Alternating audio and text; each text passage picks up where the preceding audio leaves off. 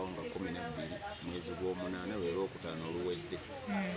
N'atajja kuyimba, so nno omukubira essimu n'atampa nsonga emmuka kubanga yaŋŋamba nti nze talina budde bwange, obudde bw'alina bwa kugenda kuyimba ettololo era ali mu mabiri avuga agenda. So teyampa nsonga ematiza ate nga nateekamu obudde, nasasula ssente ezimulanga, obulango leediyo ez'enjawulo, nasasula zibbaana, nalanga okiwulidde bulungi nnyo, neewola amabanja olwa Alimpa Ronald.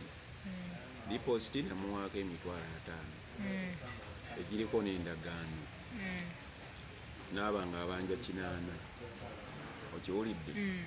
Era endagaano egamba nga tannalinnya ku stage nga muwa balansi we. Ye yalemererwa okukola ki? Okujja.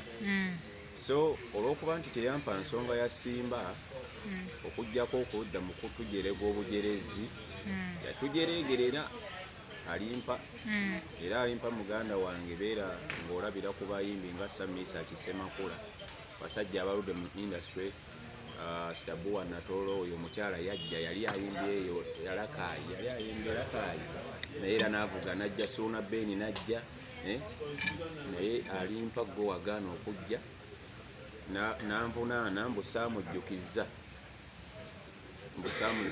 lonki, ate nga ku Lwokusatu nga sho ya Lwakutaano twali naye ku Papaaja wa Muzeeyi Misa Kisemakula. Ne mukubya ku ssaawa 12 ne mugamba tugende, n'angamba ye ali mu mabiri avuga agenda Tororo. Mugamba Alimpa wandiwese emmotoka nodda n'oyimbira abantu b'Egomba kuba nkulanze nnyo. Sente nazimuwanga 23 ogw'omukaaga. Kati okuva nga 23 mulanga paka nga 12 ogw'omunaana, almost emyezi gigenze mu emeka mu ebiri. Naye teyakitwala nga nsonga. Kati nze ndi mabanja bannyini ssente bazeetaaga. Kati ki kyemwetaaza Alimpa? Alimpa ateeka okundiyirira kubanga nkugambye ntaddemu obudde, damage agenda zikola ki? Damage agenda zisasula.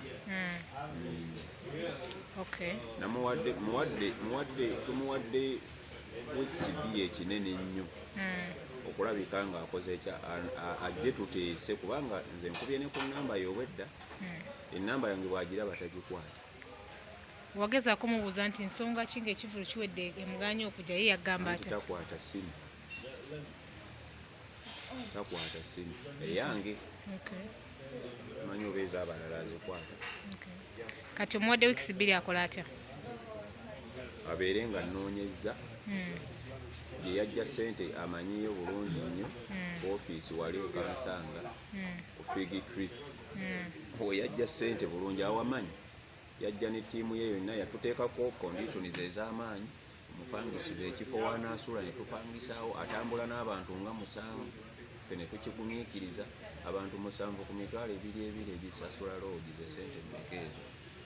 Okumuliisanga kwaffe bw'anajjera ssente ne tubuukinga byanaabyo, ebintu weebityo bingi nnyo byatufiirizza.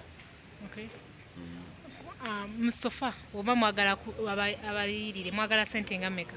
Bwe mbala loosi zatutaddemu nyinza n'omugamba nti zirina mu miliyoni nga 4, naye Alimpa bw'anaaba musajja mulungi naye kuba mu mutima ajje tuteese buteesa. Kuggwe n'oyo ani yawa Alimpa ssente era ani Alimpa gw'amanyi?